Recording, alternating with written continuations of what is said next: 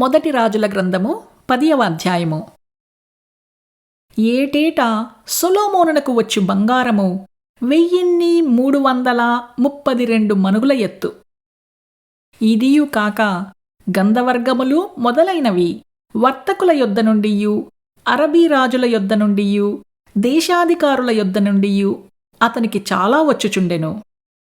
రాజైన సొలొమోను సుత్తితో కొట్టిన బంగారముతో అలుగులు గల 200 డాళ్లను చేయించెను. డాలు ఒకటింటికి 600 తులముల ఎత్తు బంగారముండెను.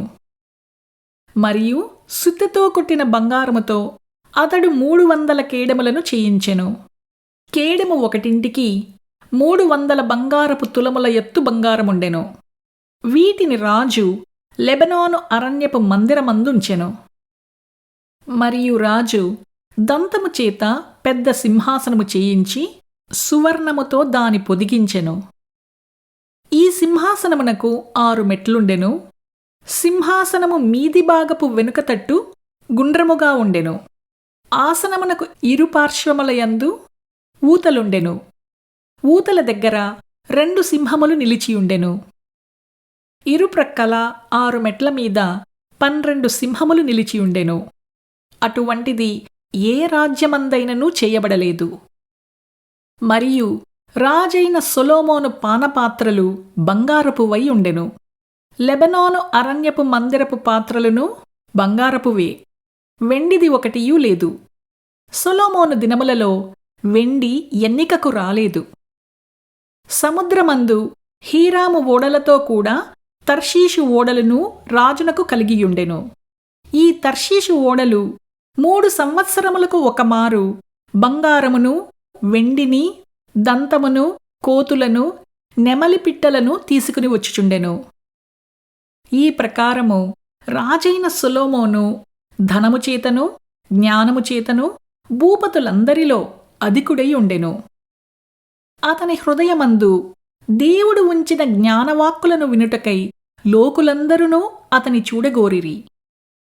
ఏర్పాటైన ప్రతి మనిషి వెండి వస్తువులు కాని, బంగారపు వస్తువులు కాని, వస్త్రములు కాని, యుద్ధాయుధములు కాని, గంధవర్గములు కాని, గుర్రములు కాని, కంచెరగాడిదలు కాని తన తన వంతు చొప్పున కట్నములను ఏటేటా తీసుకుని వచ్చుచుండెను.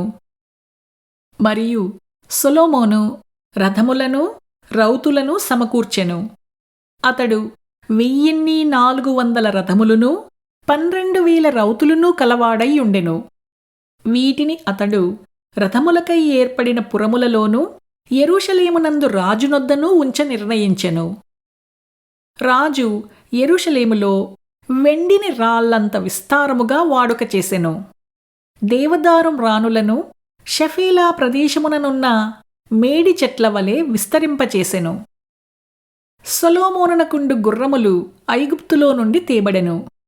రాజు వర్తకులు ఒక్కొక్క గుంపునకు నియామకమైన ధరనిచ్చి గుంపులు గుంపులుగా కొని తెప్పించిరి. వారు ఐగుప్తులో నుండి కొని తెచ్చిన రథమొకటింటికి 600 తులముల వెండియు, గుర్రమొకటింటికి 150 తులముల వెండియు ఇచ్చిరి. హిత్తీయుల రాజులందరి కొరకును, అరాము రాజుల కొరకును వారు ఆ ధరకే వాటిని తీసుకునిరి.